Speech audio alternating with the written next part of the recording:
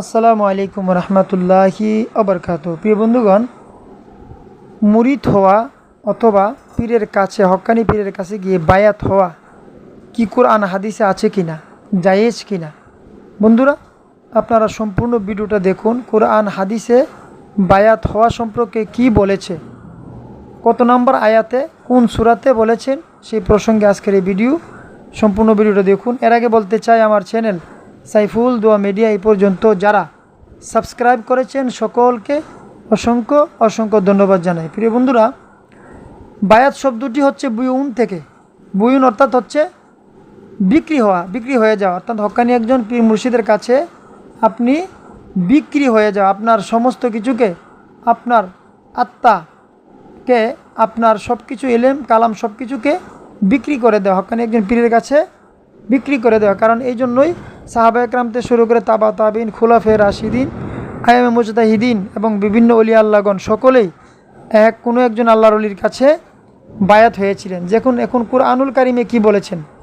কুরআনুল কারিমে আল্লাহ রাব্বুল আলামিন বলছেন, সূরা ফাতাহ আয়াত নাম্বার 18, আল্লাহ পাক বলেছেন, লাকাত রাদিয়াল্লাহু আনিল মুমিনিন ইজ ইউবাইয়ুনাকা তাহতা শাজারা। অর্থাৎ আমি তাদের প্রতি সন্তুষ্ট হয়েছি। আল্লাহ বলেন, আমি সন্তুষ্ট হয়েছি হে নবী, যারা আপনার কাছে বৃক্ষের নিচে বায়াত গ্রহণ করেছে। প্রিয় বন্ধুরা, তাহলে বোঝা গেল বায়াত গ্রহণ করা, বায়াত হওয়া, পীরের কাছে যাওয়া আল্লাহ পাকের, আল্লাহর হুকুম, অর্থাৎ ফরজ। সুবহানাল্লাহিল আযীম। তো আরেকটি আয়াতের মধ্যে, সূরা লুকমানের 15 নম্বর আয়াতের মধ্যে আল্লাহ পাক কী বলেছে দেখেন। আল্লাহ বলেছেন, অত্তাবিউ সাবিলা মান আনাবা ইলাইয়া।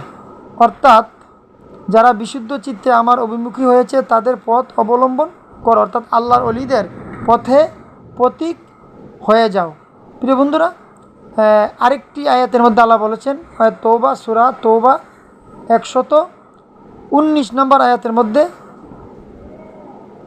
আল্লাহ বলেছেন, ওয়াকুনু মা সাদিকিন। অর্থাৎ তোমরা সত্যবাদীদের সঙ্গী হয়ে যাও, সত্যবাদীদের সঙ্গী হয়ে যাও। আল্লাহ পাকের হুকুম, এবং আল্লাহ পাক হুকুম করছে। সত্যবাদী কারা? যারা আল্লাহর ওলি, তারাই সত্যবাদী। এখানে সূরা কাহাফের 17 নম্বর আয়াতের মধ্যে আল্লাহ বলেছেন, কি বলেছেন? ইউদিলিল ফালান তাজিদ আলাহু ওয়ালিয়া মুর্শিদা। অর্থাৎ যাদেরকে আমি পথভ্রষ্ট করেছি, সে কখনো কাউকে মুর্শিদ বা পথ প্রদর্শন রূপে তারা পাবে না। তাইলে যারা পথের প্রতীক আছে তারাই হক্কানি একজন পীরের কাছে যায় বায়াত হয় এবং পীরের মুরিদ হয়। আর যারা পথভ্রষ্ট, তারা কখনো আল্লাহর ওলিদের সোহবত মহব্বত তারা পাবে না। প্রিয় বন্ধুরা, এই জন্য আমরা হক্কানি একজন পীরের কাছে গিয়ে বায়াত হই অথবা মুরিদ আমরা হয়ে যাই। তাহলে বোঝা গেল, এখন থেকে বোঝা গেল